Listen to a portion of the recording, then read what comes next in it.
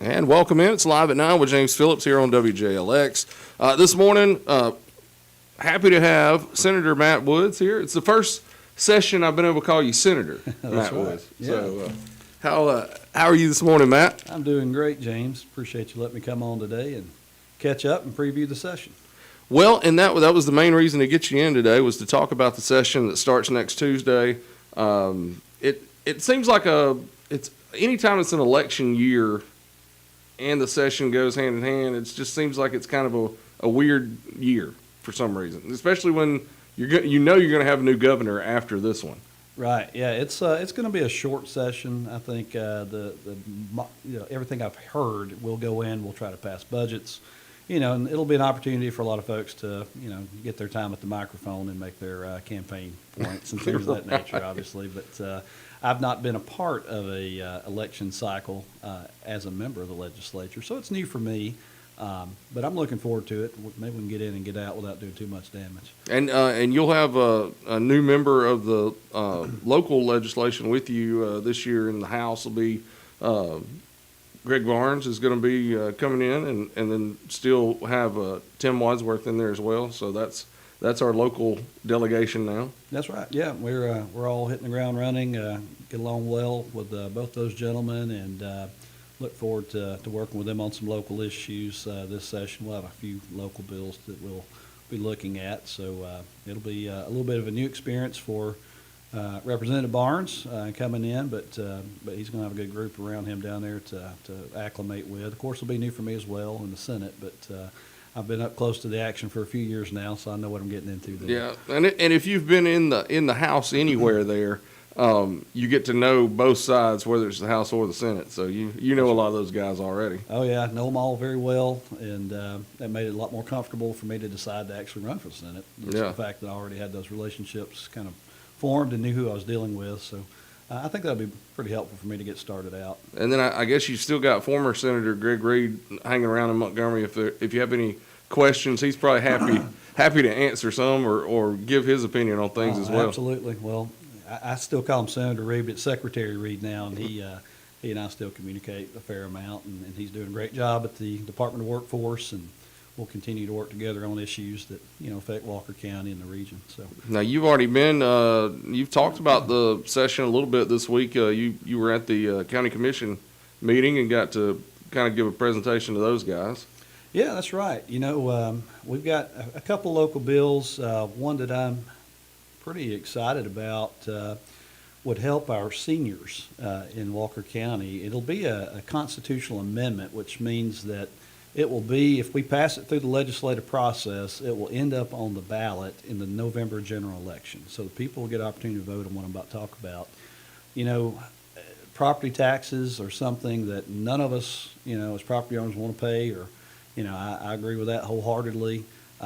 This bill will not do away with property taxes, although I'd love to do that. But what it could do is allow our folks who are 65 and older, who have lived in their home for 5 years or more, to file for a senior property tax exemption. And what that would do is it would freeze their home's assessed value. They would still have to pay their property taxes, but they could budget for it moving forward. Right. And that's been the big issue the last several years, with property values increasing dramatically since COVID. People are having a hard time budgeting for their property taxes, especially fixed income and retirees. So, this is a way we could help that segment of our population, be able to keep a little bit more money in their pocket, be able to budget accordingly. It's different for somebody that's maybe my age that's still working and able to maybe earn a little bit more money. Right. To pay that from time to time. These folks may not be in that same position, so we want to help them, and I think this will be a good benefit for that segment of the population. We always say we want Walker County to be a great place to live and work and and raise a family. And also needs to be a good place to retire. And this is a way that we can help those folks who have chosen to make their lives here and stay here the rest of their life, probably in the home that they've lived in for a while, to be able to afford to do that.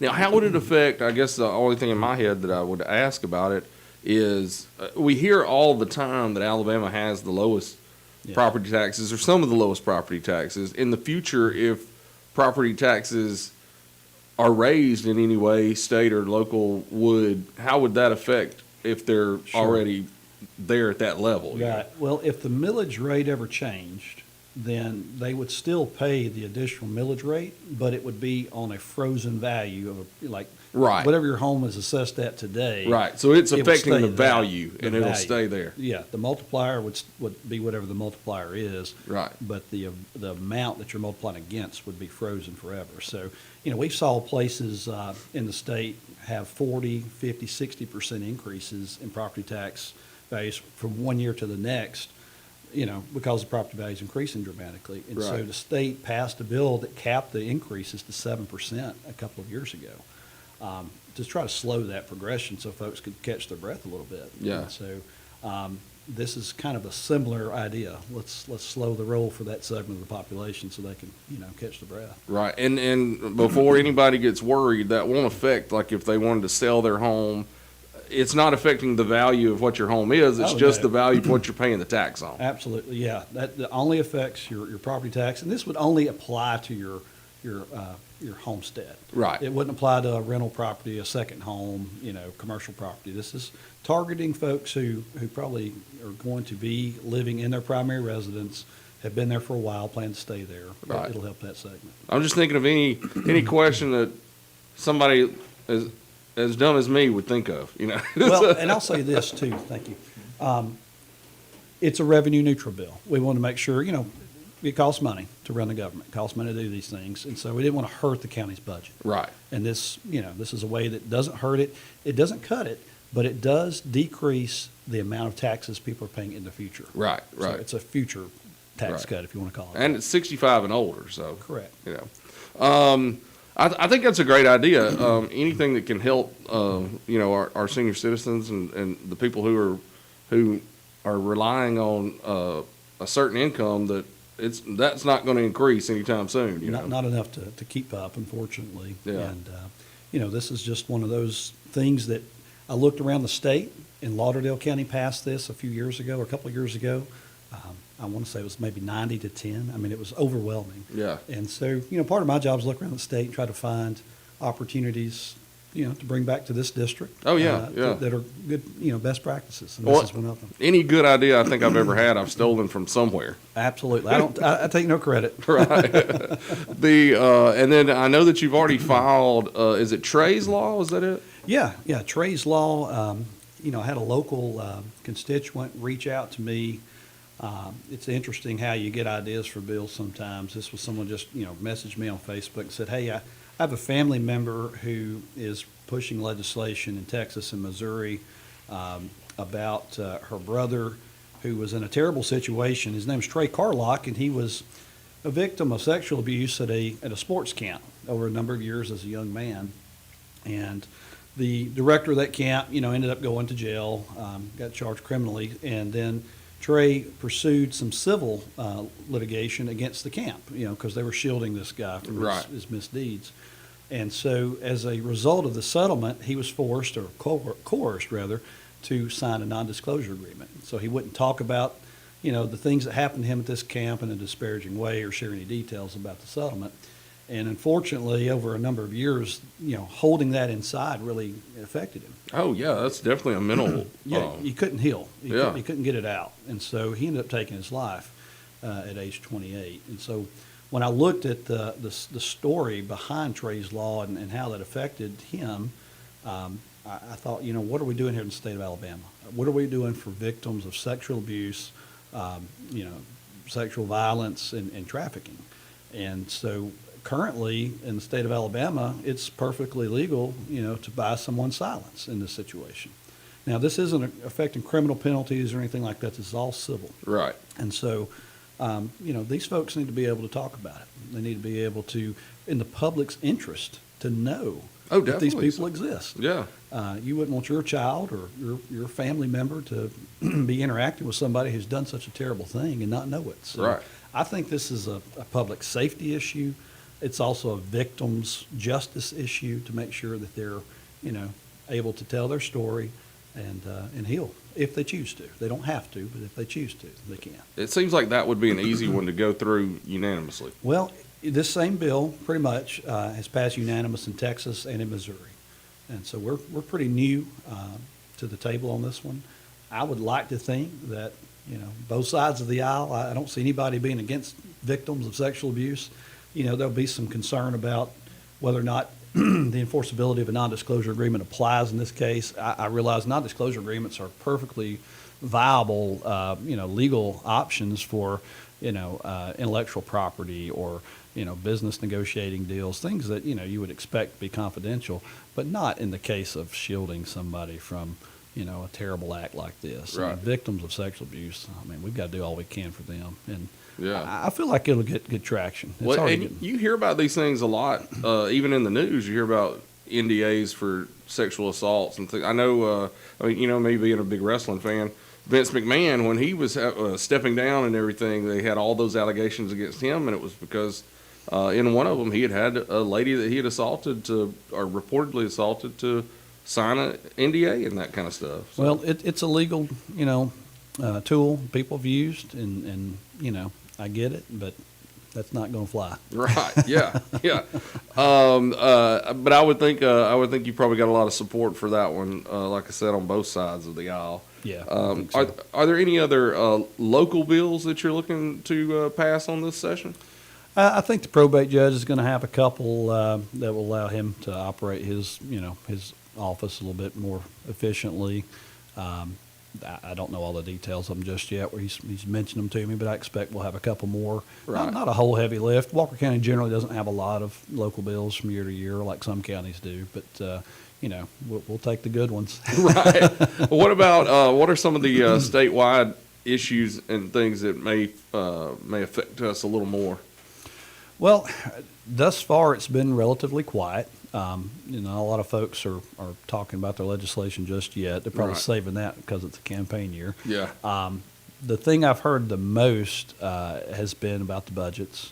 Of course, we'd like to give our teachers a raise this year. We didn't do that last year because we had to offset quite a bit of their insurance premiums. Right. Well, and you're looking at that this year as well, I guess. Yes. The big news this year is an unexpected request of about $380 million to offset their insurance. Wow. So we didn't really see that one coming, and that's not a one-year thing. That could be a several-year expense. So that's monies that we would have been able to use for to put in classrooms or build schools or whatever with, or give raises with. So we're going to have to balance, hopefully being able, and I think we'll have the room in the budget to do this, to give raises and offset those premiums, to keep their monthly premiums as flat as possible. I Right. wouldn't say it wouldn't be any increase, but certainly try not to have an increase if at all possible. That's the big balancing act in the ETF. The general fund has been under pressure ever since all the COVID money that has come into the state is being spent on projects, as it should be.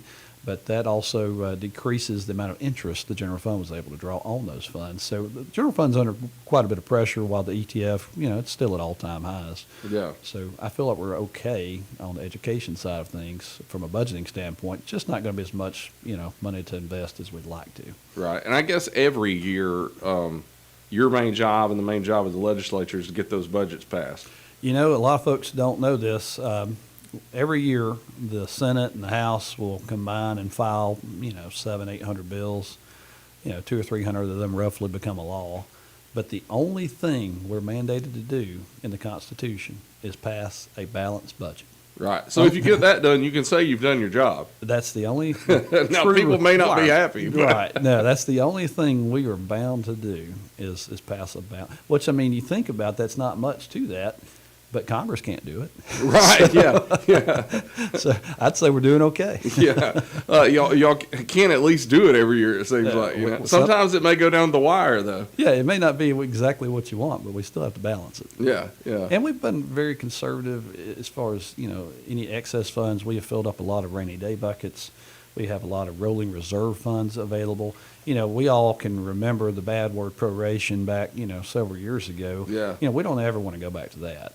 And, it might forego the opportunity to do some things in the short term, but, we're trying to have a little bit of a savings account to be able to, get through the lean times, because they're going to come. Yeah, definitely so. Now, one of the things that I guess can be considered a controversial bill sometimes, but it's usually going to come up every year, and I know people listening or people who will be watching will ask, what about a gambling bill? Do you think that'll come up with it being an election year? It gets mentioned every year.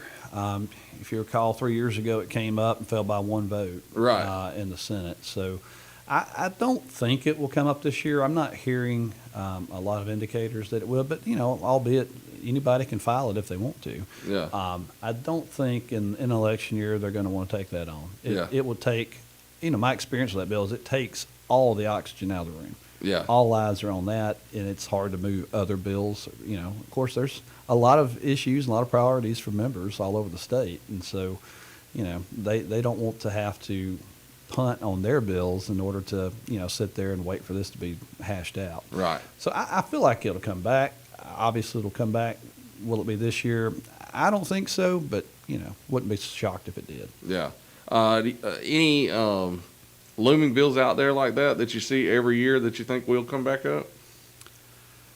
Nothing really coming to mind on that. There's some folks that probably have bills every year that they just refile. Right. But, I'm in that situation with a couple of bills this year that I didn't get across the finish line last year that were good bills. Sometimes it's not a bill's good or bad, or popular or unpopular. It's just, the function of the House and Senate. You just run out of time. Right. Because we only have 30 voting days. Yeah, that's what I was going to say. Just remind everybody kind of what the schedule's like. So our Constitution mandates that we have 30 legislative days, which are the days that we actually, you could, log in and see us voting on the floor and doing our normal business.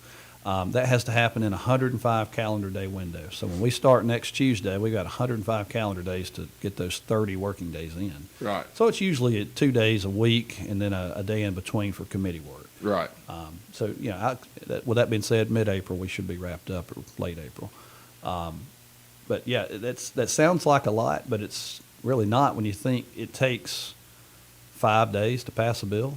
You got to have 5 of those 30 days to pass a bill. Right. And so, to go through all the committees and the processes and the votes. So it's, you got to have all your ducks in a row. And that's probably something normal, just everyday voter sitting at home doesn't realize the process that it has to go through. It has to go through a committee. It has to be voted through all that. Sure. And just because you pass a bill through, say, the House, doesn't mean that it's going to automatically be taken up in the Senate the next, working day. Yeah. Or even at all. They could leave it there. Sure. That's how bills get killed, up and down from Yeah. House to Senate and vice versa. So, it's a matter of whose priorities. Can you get somebody in the other chamber to make this a priority to push your bill through? Yeah. That's why as a senator now, you already know those senators because you were having to work with them Sure. when you were in the House to make sure bills could get passed. That's right.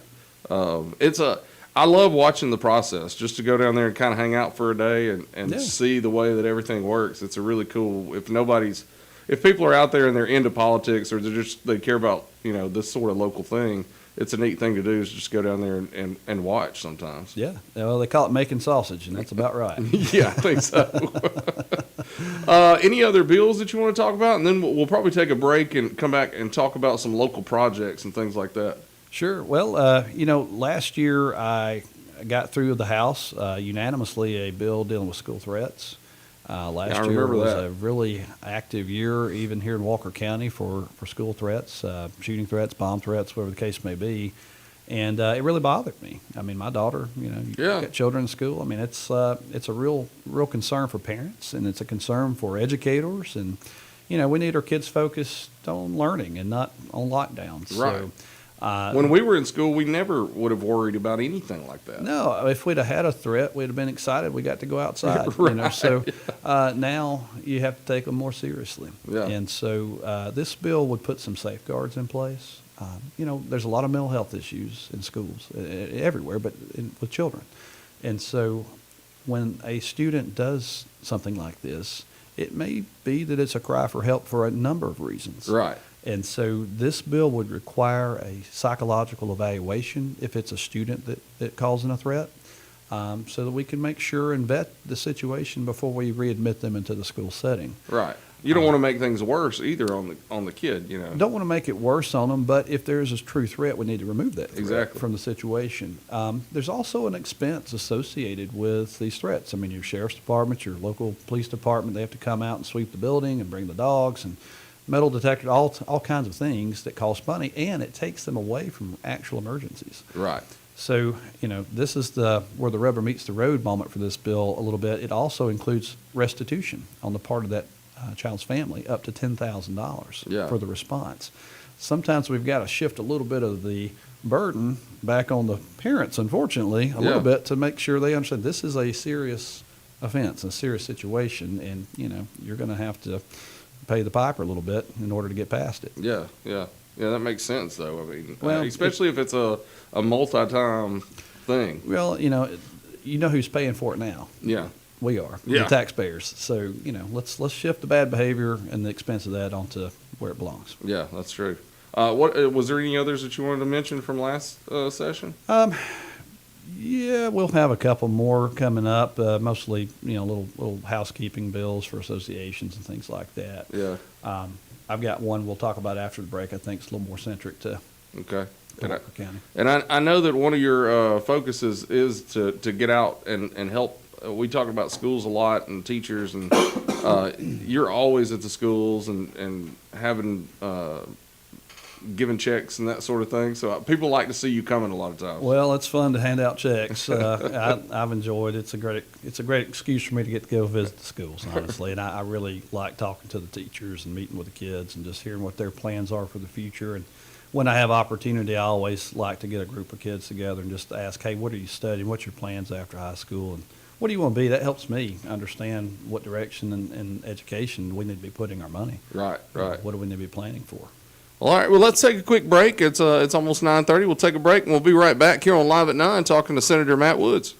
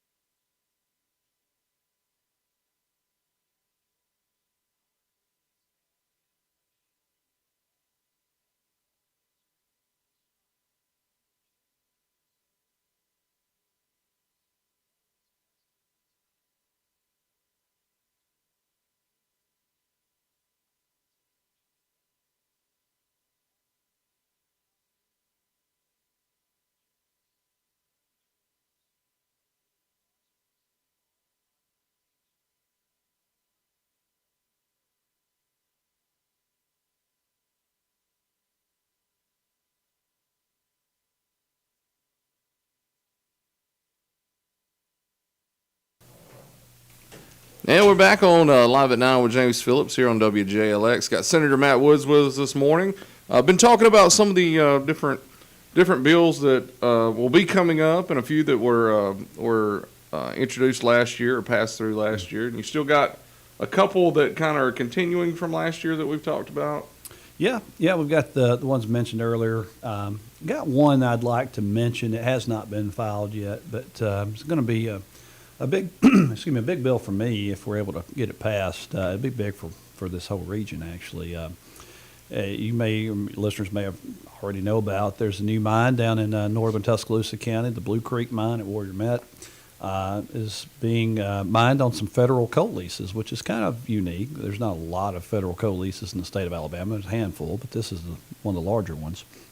And as a result of some of these leases, we'll have some new revenue streams potentially coming to the state of Alabama. And my goal with this legislation is to try to create a grant program that we can use some of those funds and keep them in this region of our state for economic development, for workforce development, for quality of place initiatives. Would that be similar to like the coal tax, the way it functions, I guess? It'd be a little bit different than that. The severance tax you're referring to is carved out for the areas where it's actually coming out of the ground or where it's loaded onto barges. So, gotcha. we're going to get a little bit of a bump from that. This would be a little bit broader region, but would actually allow us to target some of those funds to diversify our jobs, to help folks stay in this area that are in proximity to this coal mine. Right. Because, we've lived here in Walker County our whole lives. Right. We've seen coal at the top. We've seen it when it wasn't. We know how good it is when it's good and how bad it is when it's bad. The one thing we do know is, 40 or so years from now, this mine will be mined out. Right. And so we've got to be looking beyond that at what does this region look like when there's no more coal left one day. I mean, I might not be around to worry about it, but somebody's going to have to deal with it. So what jobs are going to be available? What does our communities look like? Have we invested in infrastructure to help people stay in their homes? Do they have, there's areas in North Tuscaloosa County, it's all on well. Right. So, can we get water infrastructure in place? Do we have cell phone towers in place? Do they have internet? Nobody's going to stay in a home very long without internet anymore. So all these different things we could work on in this region to make, in this very rural region anyway, to help people stay here. Because to me, one of the greatest, threats we have to our local economies and to our schools, because they're based on population, is the fact that rural Alabama is becoming more rural. Right. And that's because we don't have the infrastructure and the amenities or the jobs to keep people in these communities. So if we could take some of these resources that are new resources for the state and reinvest them in the area that's producing them, then I think that's going to be a win for this area, and it's going to reduce pressure on the state budgets because we're coming to them asking for these projects anyway. Right. And it's not a new concept. Down in South Alabama, they have Go Mesa funding, the offshore oil and gas money that stays in Mobile and Baldwin County. Up north Alabama, you've got TVA funds that are spread across their TVA footprint service area that go to do some of these similar things. And so we're just asking for the opportunity to do the same thing, take care of home with this new fund. It's really a blessing to even have this opportunity because these federal coal leases have been tied up for a long time. And thankfully, the policies have changed and allowed them to open up. And it's creating a lot of good jobs. Yeah. 300 plus new jobs at that one mine paying over six figures. Yeah. So, that's huge. Yeah, you can't beat that at all. That's a great move for Alabama. And you talked about rural Alabama staying rural. I did read a thing yesterday, the day before, where in 2025 they were saying that Alabama was in the top 10 states of people moving to them. So that's a great sign. Absolutely. I mean, we're still a very inexpensive state to live in. Right. At the end of the day, it may not feel that way to me or you, but but when you look around the country, the cost of living here is still pretty good. Yeah.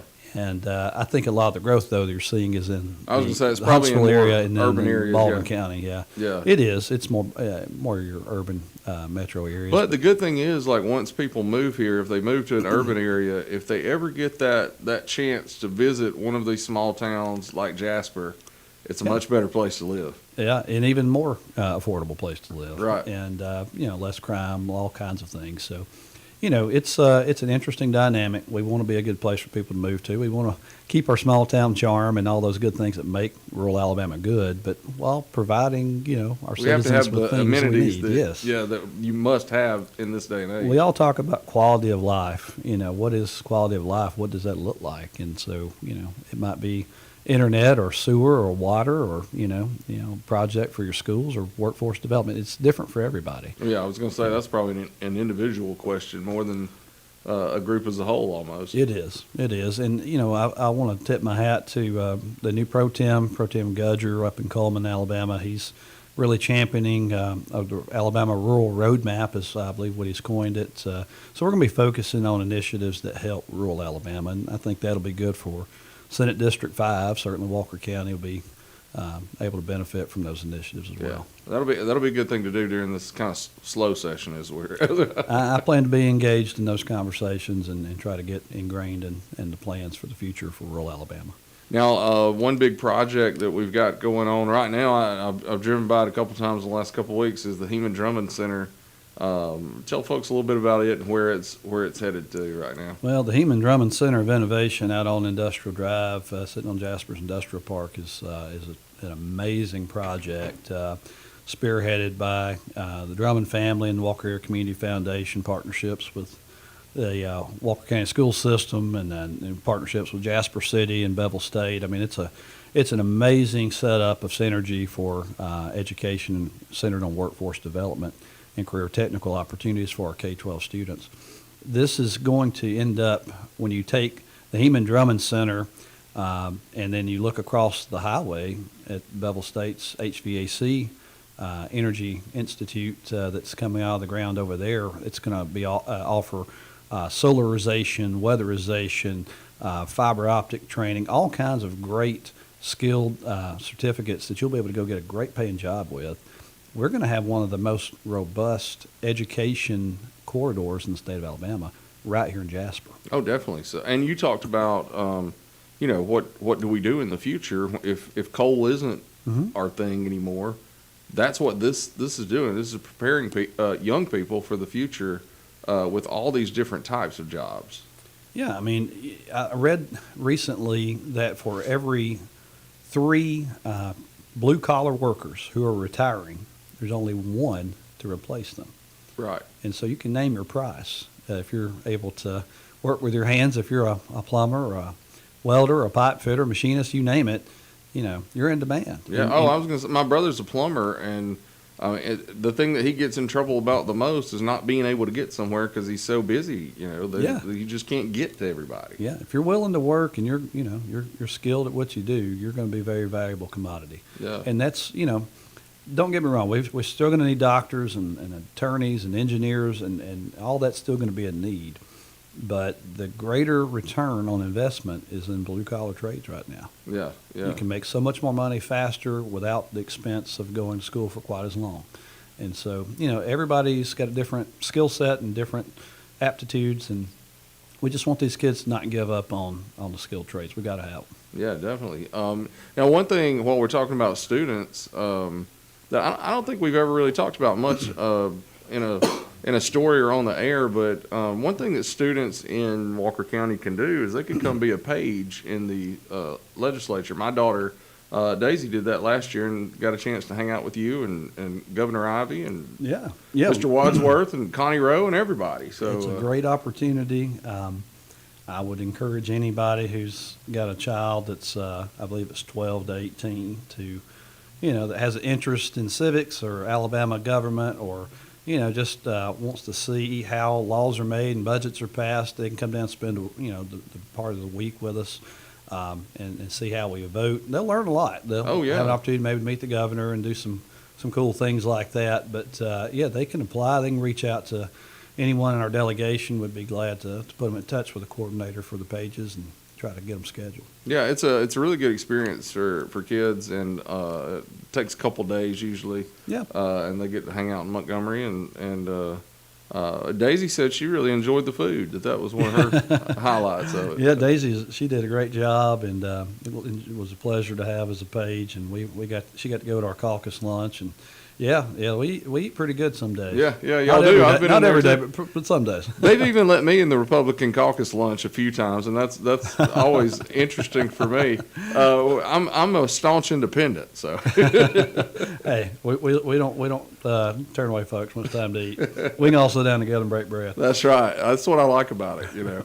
What else? What else you thinking before we go? What you got to let people know before you head to Montgomery? Well, I just want folks to know that I'm truly honored to get to represent this area in the Senate.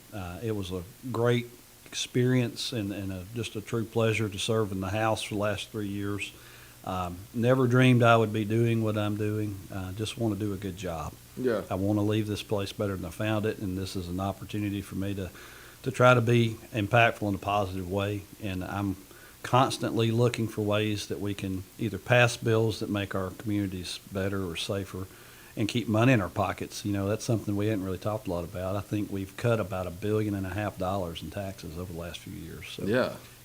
that's a lot. It's not enough. I know people are struggling. It's hard out there. People have to make tough choices. And so anything we can do to provide relief, I'm going to be championing that. But, this is a new challenge for me in the Senate.